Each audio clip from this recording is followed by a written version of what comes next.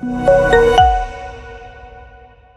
everyone, and welcome to episode 13 of The Only Way is Ethics. We are joined today by Liz Ashall-Payne. Liz, welcome, and thank you ever so much for taking the time to come and join us for this episode.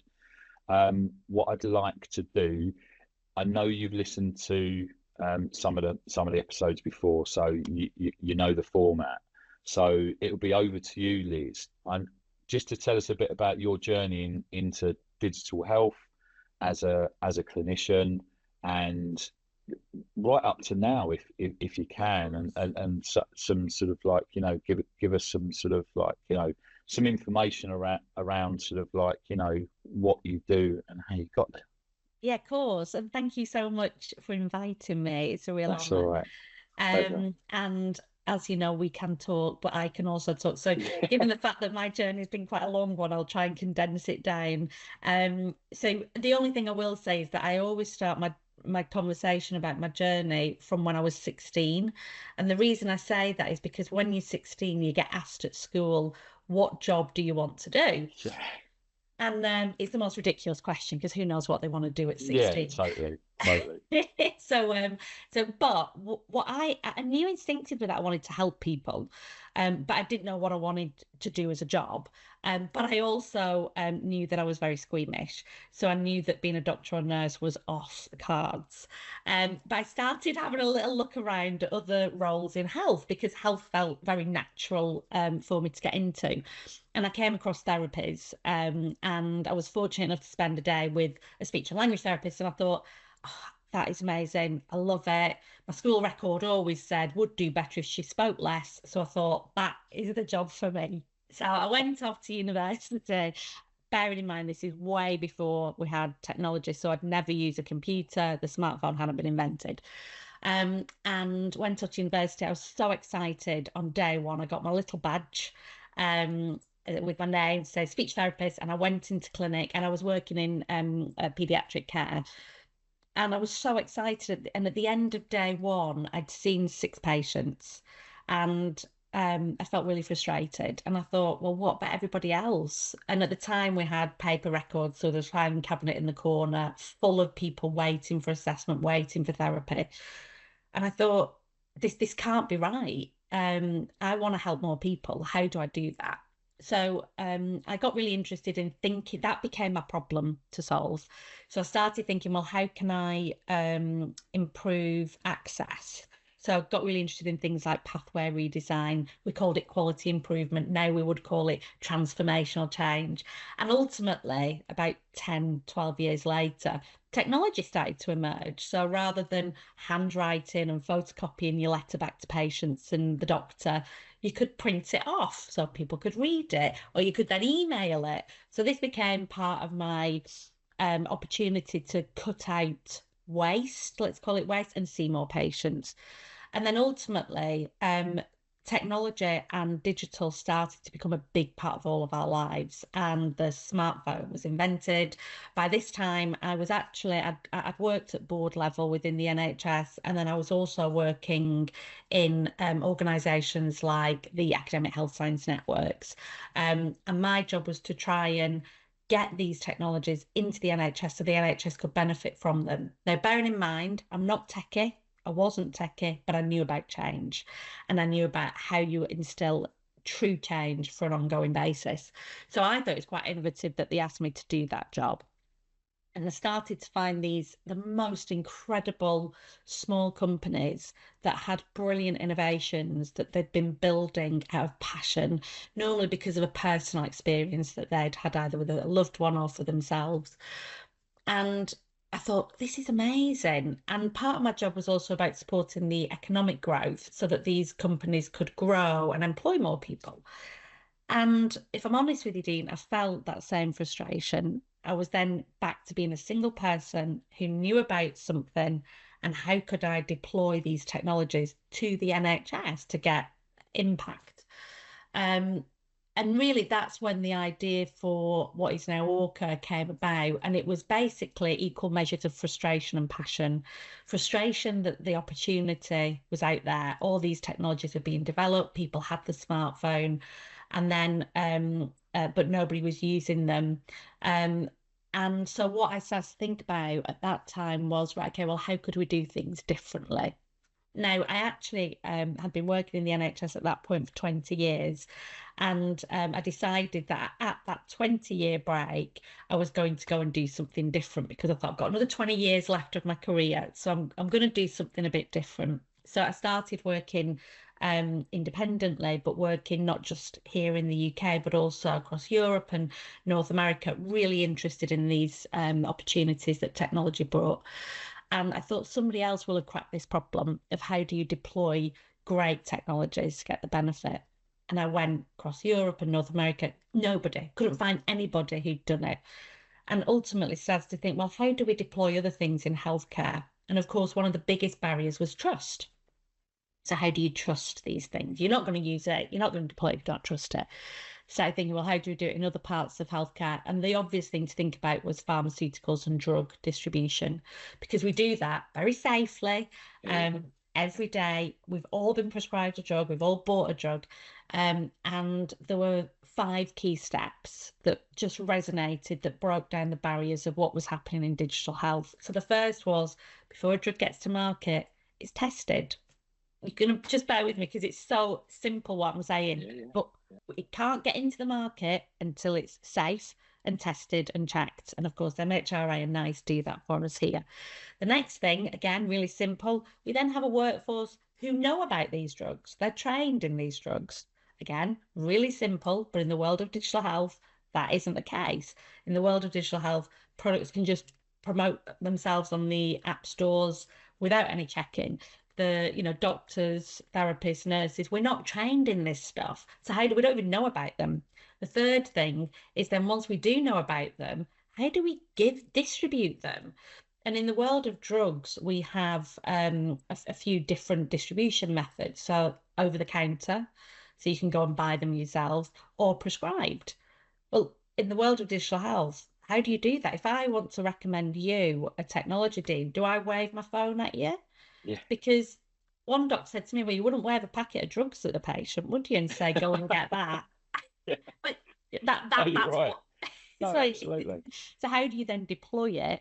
The fourth thing is, how do you check for ongoing safety and quality? That governance piece, because unlike a drug, a technology will keep changing. And the fifth, probably most challenging thing, is who's paying for it. Because in the world of drugs, we have a prescription infrastructure that tracks for reimbursement. So I thought that's what we need for the world of digital health.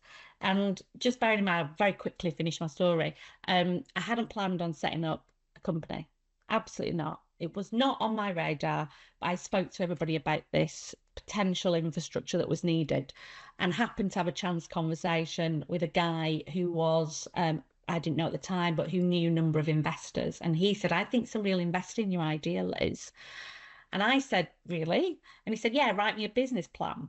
So being the good girl that I am, I went home and I wrote a business plan. I did drink a bottle of wine while I was doing it. It was Friday night after all. And I wrote this business plan and I sent it off to him, no NDA, because I wanted the problem to be solved. It was not about a commercial venture. So I sent this business plan off, got a phone call the following week. Hi, is that Liz? Yes, it's Sir Terry Lee here. So, Sir Terry Lee, yeah, no. Have I never told you this before, do you? No. So he answered the phone and I was like, okay. So we had a Dragon's Den style conversation. He said, I've had your business plan sent to me. 30 minutes later, put the phone down and I thought, wow, I don't know whether that's worked out or not. Anyway, following week, got an email to say, yes, we'll seed fund your idea. And that was the start of ORCHA. So since that time, it's 9.5 years actually since we opened up ORCHA.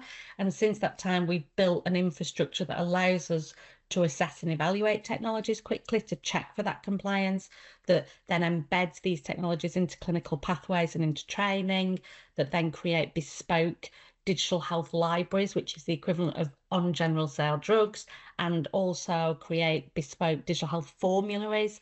and have the trained professionals then prescribe or recommend via text message the right product to the patient.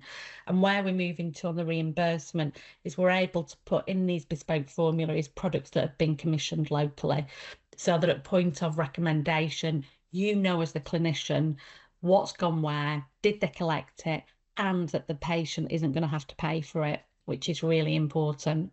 And we've just hit 2.5 million downloads through the system, literally this week. So really proud. I'm really proud to say that we started in the NHS, but also I'm now working in 13 different countries. That's amazing, this. It is, and that journey, and thank you for that. I mean, it rings true, I think, for quite a few sort of clinicians in relation to their journeys into digital health. I don't think any of us, when we start out on our clinical journeys, and I know I've said this before on other podcasts, but it totally rings true, doesn't it? We don't say, people say, oh, well, why do you want to be a nurse, or why do you want to be a speech therapist? Like, oh, because I want to get into digital health.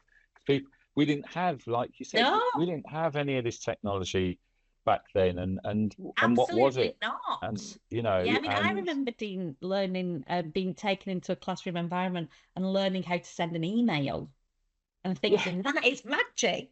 Yeah, that's it. Whoa! I push this button, and this information goes across to that person in like sort of like, well, probably took a bit longer back then, but like sort of now we've got. You know, as we talk now, Liz, I could send you something, and it's at our fingertips, isn't it? And we're having this conversation now over the airwaves. I mean, who would have imagined? So, with that in mind, and I'm really interested later on in the podcast to pick up on the international side of things. But you mentioned compliance. And as we all know, sort of, you know, the podcast very much leans towards the whole discussion around regulatory compliance and things as they are at the moment. So, you know, and I know from the work that I've done with yourself, just sort of in supporting. I know it's like sort of like, you know, quite a while ago, but we constantly sort of like, you know, support each other in different ways. I have to mention, obviously, DTAC and the NHS safety standards. And I know that ORCHA play a huge part in relation to those. And it's around those, like the insights into, you know, guiding these assessments. Because you and your team have a big exposure in relation to those. And looking at that from both a national and an international perspective, we're at the point at the moment, aren't we, where we've got a consultation that's coming up that we all know about now, not just for DCB 0129 and 160, but also for DTAC. Absolutely. In relation to that, and it'd be really good to get your perspective from ORCHA, and obviously just to explain to the audience as well that don't know, and you won't mind me saying this, Liz, is that ORCHA don't necessarily provide the consultancy services for compliance with these. No, that's right. But you are there to assist, and you are there to assess in relation to that, and recommend and give advice and guidance in relation to those startups and to those companies. And then it's over to the likes of ourselves to support those. But I suppose the message, what I'm trying to get across is that you are the linchpin. It's so important because the work you're doing and the exposure that you have to so many different sort of startups and organizations, which we don't necessarily have in relation to that or at that level. So it'd be really good to get your perspective and where you see all of this going at the moment. Yes, I mean, if I just offer some clarity on the bit that ORCHA do, so we call it a short to activate. So if you think about that analogy I just talked through, we're the organisation that will make sure that you have met that compliant and also underwrite the evaluation. So if we've checked and we've evaluated you to be DTAC compliant, we'll then promote that product into the digital health libraries, the formularies, the APIs into EHRs, and we hold the liability for that certification. That's a big part of what we do, because our mission is to get these great products into the hands of people. Yeah. And one of my fears as a clinician, if I'm going to recommend a product, is who's checked it, and is it my professional indemnity that's at risk? So we do that. That's the bit that we do. The bit that we don't do is we don't do the work of building your clinical safety case or getting you GDPR compliant. But we work with organisations like you guys who do that. So there's a real serendipity. Now, I think that one of the biggest challenges and opportunities that this country has got is that we have been a forerunner in creating digital health standards and frameworks. So before the DTAC, there was something called the DAC. And that's been going on for years. And internationally, people have looked across the water and gone, oh, the NHS have created the DTAC. I'm going to steal shamelessly and borrow some of those criteria, which is great. However, on top of the DTAC, you also have the NICE EVA process, which is separate but very much connected. From a perspective as a clinician, I want to know, yes, have you met all the DTAC requirements, but also are you clinically evidence-based? Now, again, internationally, people have looked at the work that NICE have done and said, brilliant, I want to borrow that criteria. So we are a real front runner in this space. I think one of the things that we've not yet worked through is a connected journey for an early stage company or even a large corporate. So if I'm starting on my compliance journey, where do I go first? And this is a big question that we get asked all the time. Where do I go first? Now, what we do as ORCHA is we will say, let us have a look at your product. Let's have a look at your compliance. We'll tell you where your gaps are, and then we'll hand you off to other people who can help you with those gaps. And then once you've completed those gaps, we can then evaluate and certify. That's how we try and help in the ecosystem. But of course, there are lots of touch points where you could go. You could go to MHRA or a notified body, or do you go to NICE first? Do you go to the NHS? Who's doing this? And so I think, moving forward, I think we've basically got all the pieces of the jigsaw puzzle. We've just not created the picture. And for me, it's probably a low-hanging fruit to pull this together into one picture, to have a single, a routine with clarity on who can help you at your different stages, because we've got all the bits. It's just not clear, or it doesn't offer clarity to industry or to the NHS. I don't know whether you agree with this, but we're working in silos. Yeah, Liz, 100%. In relation to regulation. You mentioned NICE, MHRA, NHSE, who are, where are they at the moment? And I've posed that question before, and people say to me, oh, Dean, stop being so disruptive, etc. But I'm just asking the question. That's all I'm doing. I'm not being disruptive. I'm just saying, where are NHS England at present? They need to be at the forefront. They need to be supported. And I think that brings me on to, in that UK regulatory space, what do you feel is the broader impact of compliance in the UK to the digital health market?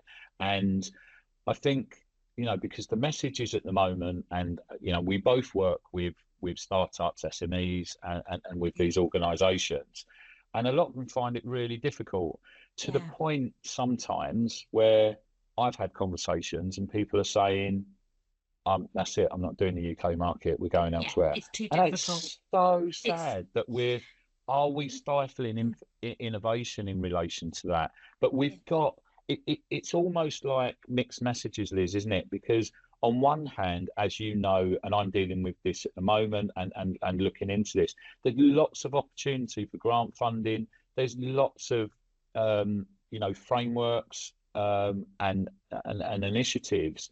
However, the whole regulatory red tape is in flux at the moment, with everything sort of a bit up in the air. Also, I'm going to mention it about sort of AXREM and AHBI that are, potentially lobbying, Wes Streeting and NHSE around the DCBs and the role of the CSO. So it'd be great to get your thoughts. Yeah, no, I think if we start with the end in mind, which I think is really important for everybody, because I don't know anybody in this sector who isn't trying to impact a person's health outcomes. So if we Yeah, put, totally. and let's call that person a patient, and I live with type 1 diabetes, and I don't think I'm a patient 100% of the day, but let's call them a patient. So we want to help that person have better health outcomes, whether it's for mental health, managing long-term conditions, self-care, or dealing with preventing crisis or whatever. So that's the end outcome. Now, in order to get to that impact, we must think about the steps on the journey to doing that. And I use the drug analogy, and I'm going to use it again because it's so relevant. The first step is building trust in the healthcare system to be able to use, buy, procure, deploy these technologies to benefit the patient in the same way we do with drugs. Now, what we have for the world of pharmaceuticals is a clear route for that evaluation. And yes, it takes a long time to get to market. But if you think about the investment that large pharmaceutical companies will invest in innovation, it's because at the end of that process, there is a market. And so investment happens, jobs are created, and new drugs are offered. But what we've got is a direct link between evaluation, quality, safety, efficacy, with a route to market and the impact being measured. And for me at the moment, there's a lot of talk on the regulatory side and on the evaluation side, but it's almost like we're forgetting the impact piece. So all of this work, until somebody has benefited from that work, we have done nothing. We have done something that's interesting and academic. So we have to connect the two things together. We have to connect evaluation to distribution, and these are ORCHA's words, and activation. And we always use the words assure to activate. And reimbursement is a big part of that, because if we're not providing a sustainability for these products to continue to innovate and invest in regulation, then they're not going to stay in this market and this country. And why do I care so much? Well, I'm somebody who wants to access these technologies. Yeah.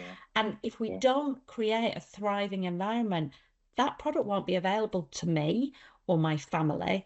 And equally, I've got two young boys. I want them to stay in this country and have jobs. A lot of our jobs in the future will be in technology. So the world of helping these companies to grow and thrive is also a world where we create more jobs. And we know that wealthier populations are healthier. So if you're employed, you're more likely to not need NHS support. And so the whole thing is so interconnected. And I think, we do have a bit of a challenging environment from a regulatory perspective, and it's not clear. But for me, my big message is don't just focus there. Really focus on why are we doing this? What is the use case for the regulatory work?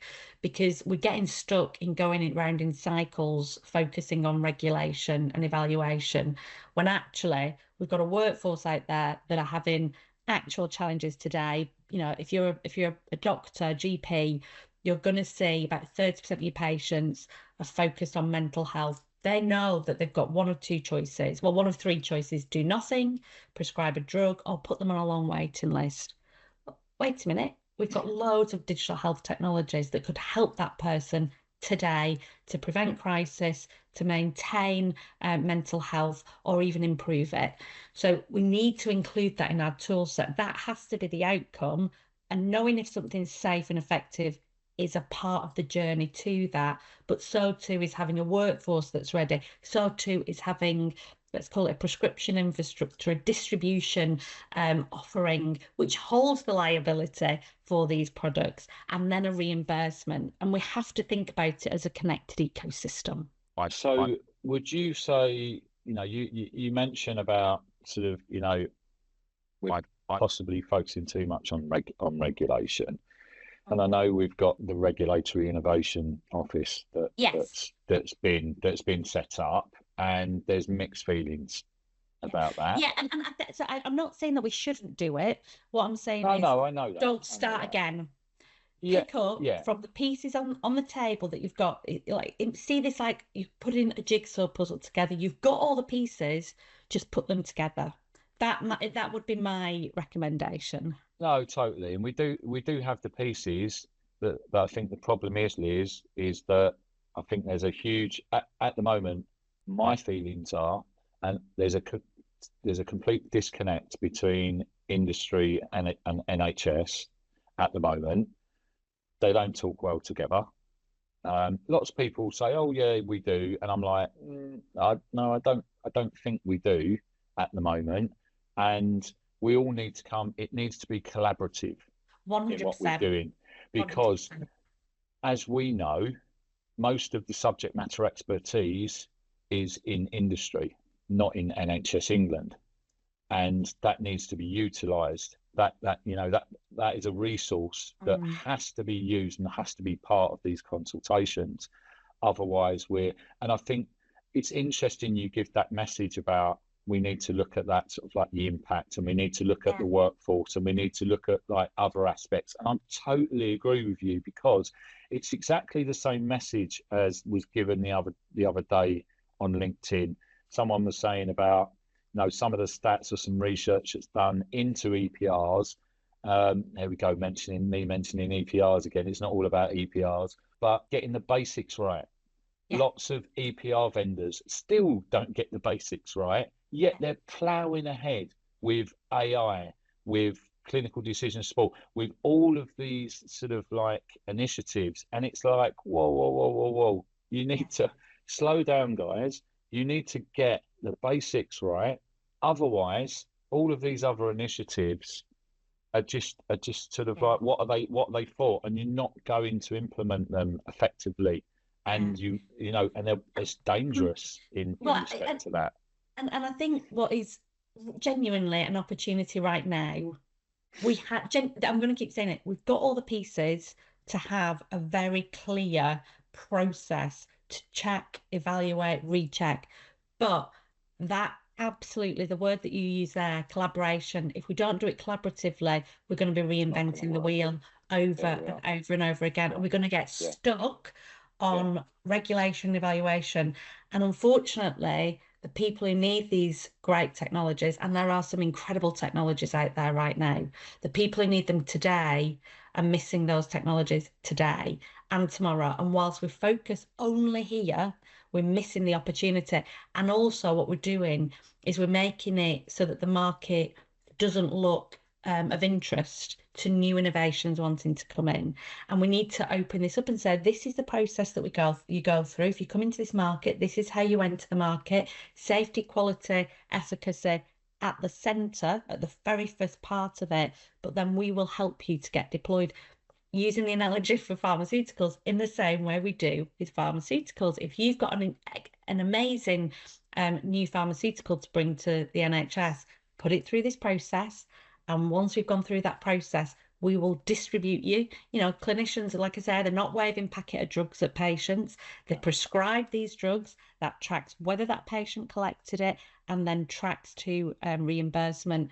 We need exactly the same. And then the bit of the evaluation that I think is really important is the impact. So at the minute, what's happening is individual technologies are saying, our product will achieve this impact. It will help these people have this impact. And that's really great.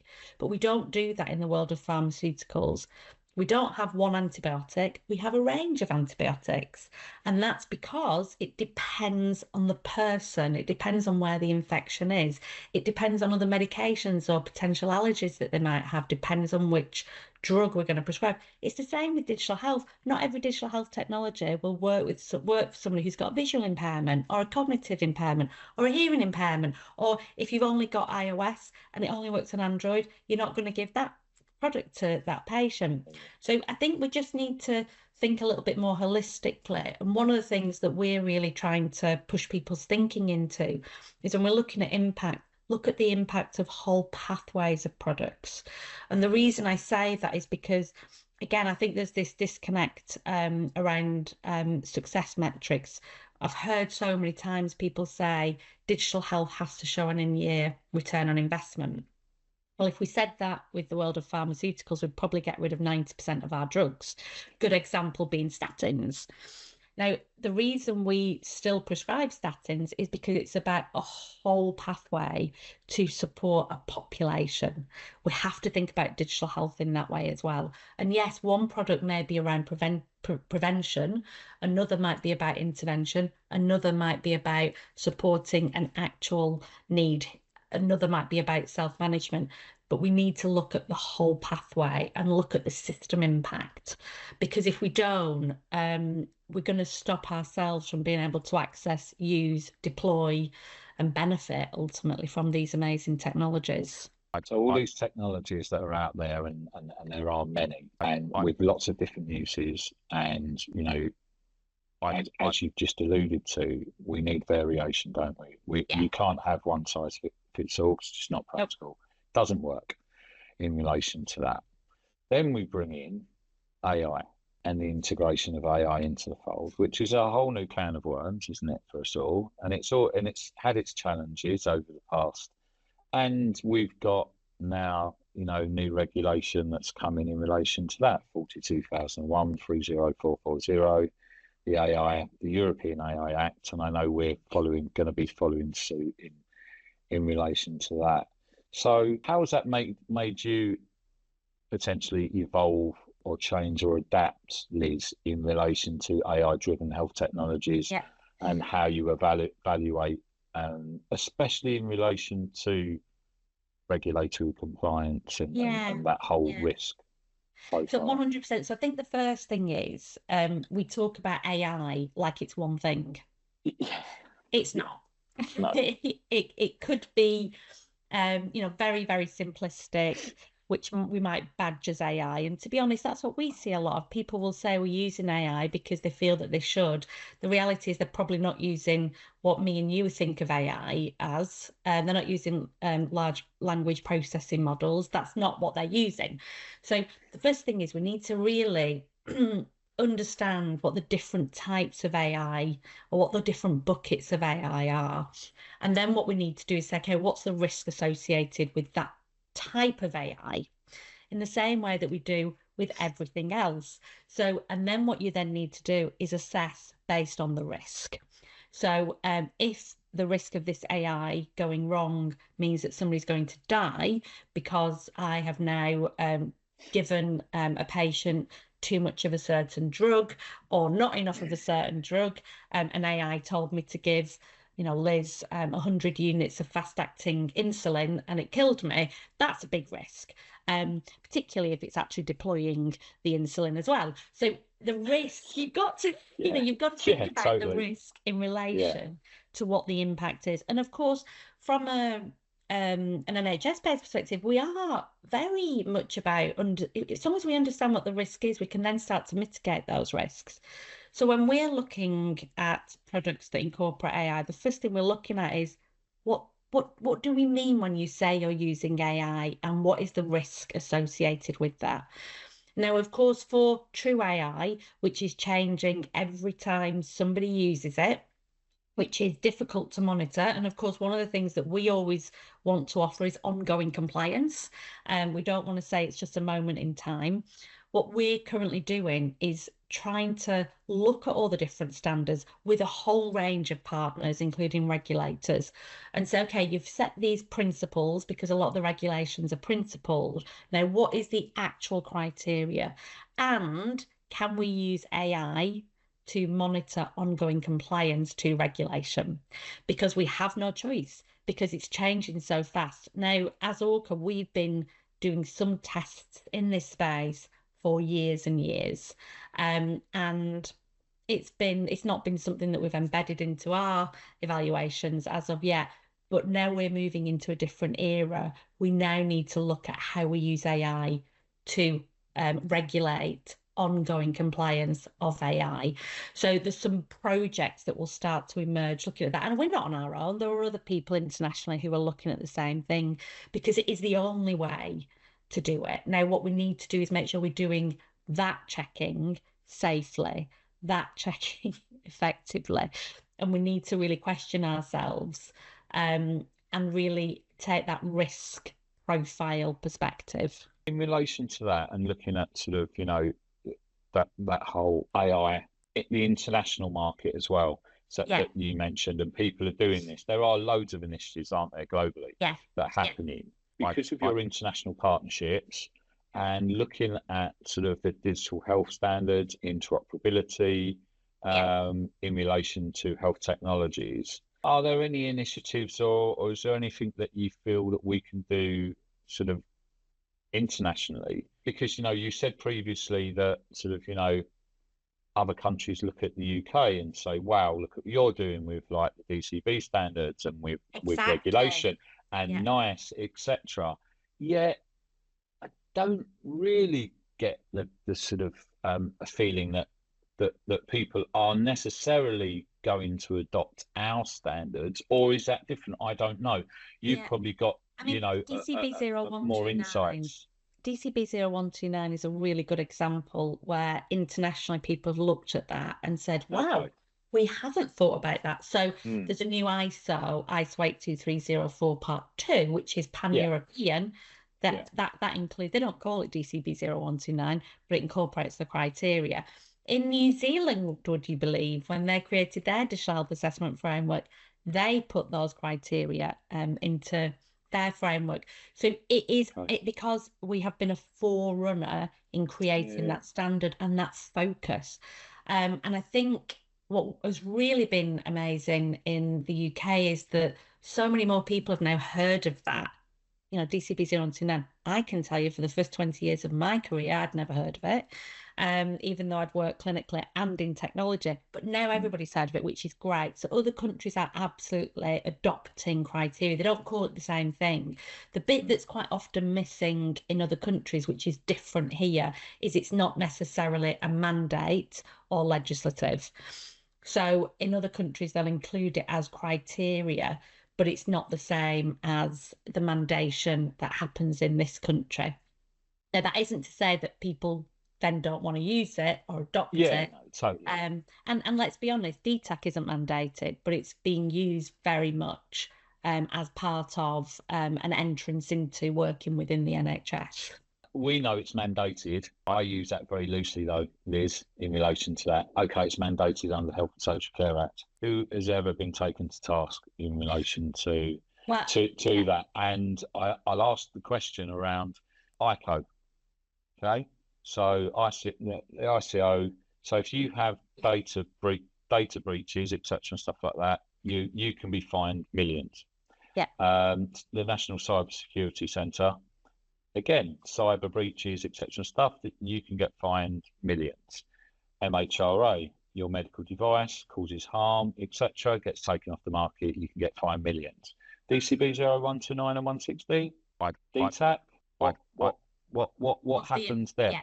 Do we need in the UK, because we're talking about regulation, and a little birdie has told me that the whole question around a regulatory body for the standards and the regulation is not being discussed as part of the consultation, which I'm very annoyed about, but I know that all of us are going to bring it to the table. So they're not going to have a choice about not discussing it.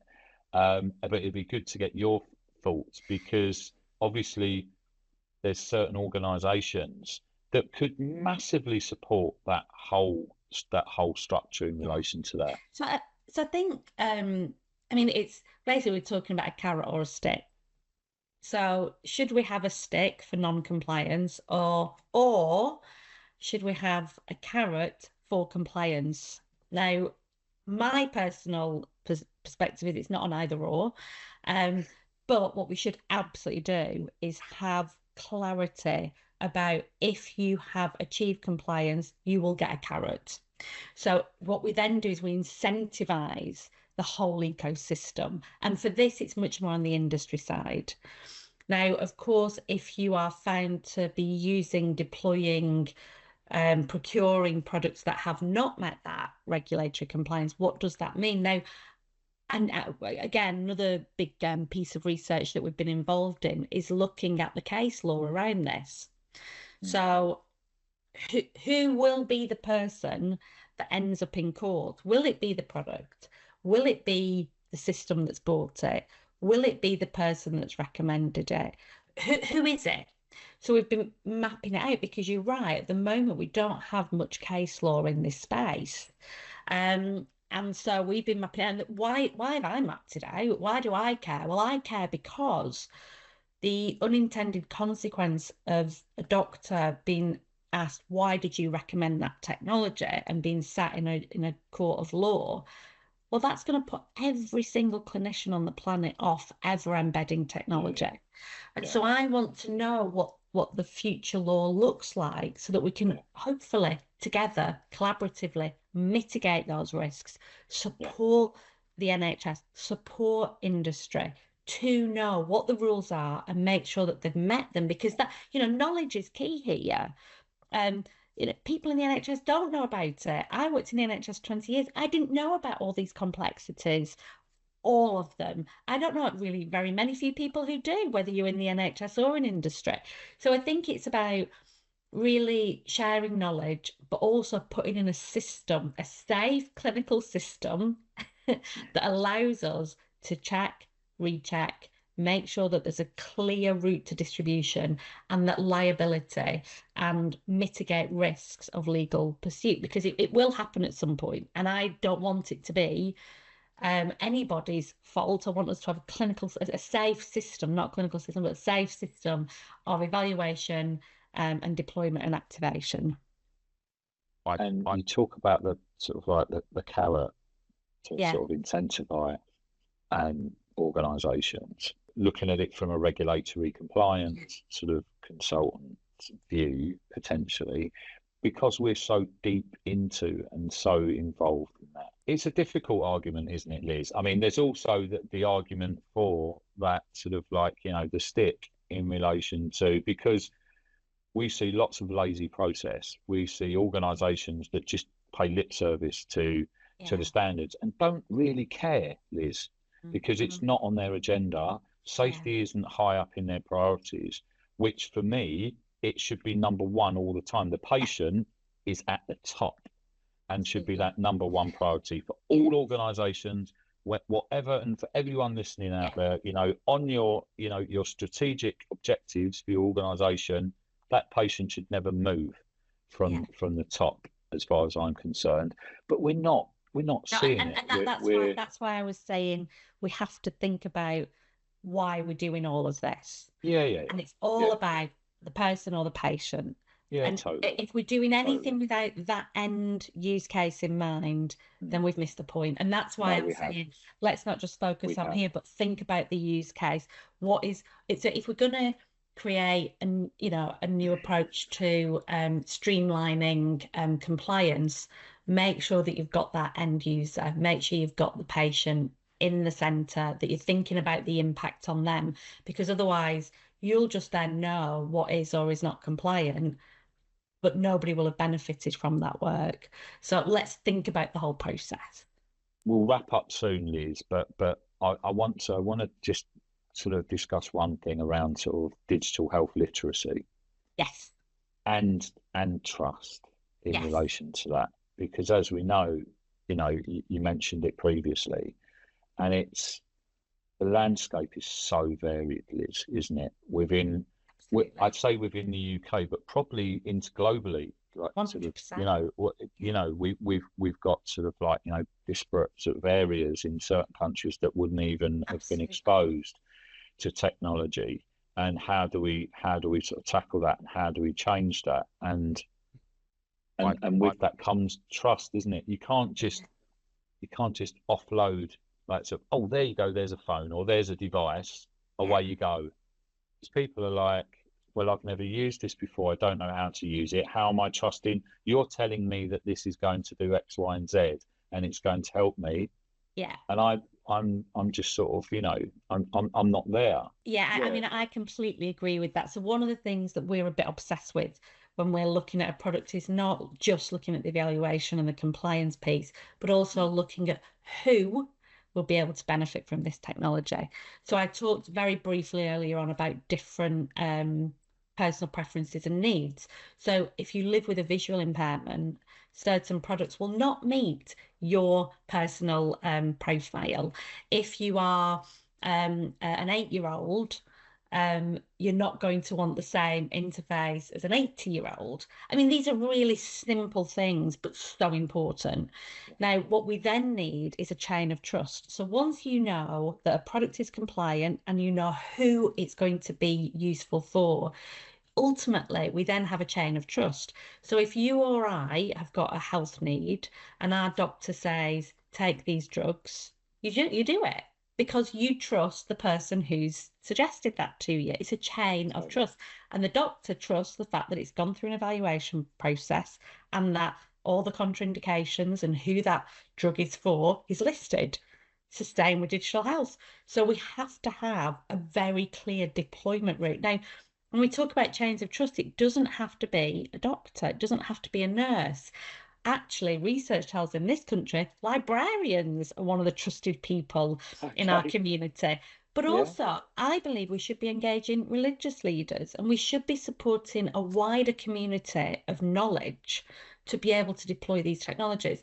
Another good example, universities. So like my son's just gone to university. What am I worried about as a parent? I'm worried about his mental health ultimately. Now, actually, I'm really lucky. He's loving life, but I know that not every student who's just gone to university feels like that. And the university services don't know how to help people who come to them to say, I'm feeling anxious, I'm feeling depressed, I'm feeling suicidal. They're the trusted people in that person's life. Let's help them, educate them in trusted technologies and give them the ability to then recommend these technologies to their students. And we've been doing some work with a number of universities because we're all about the impact. Look at social workers, social prescribers. These are the people who are having touch points with the very person who needs access to these tools. And also that digital literacy, having that conversation, but training that person to be able to ask the right questions, to understand what technology have you got? Because if you don't have a phone and you're using a web-based browser, you're going to need a different intervention.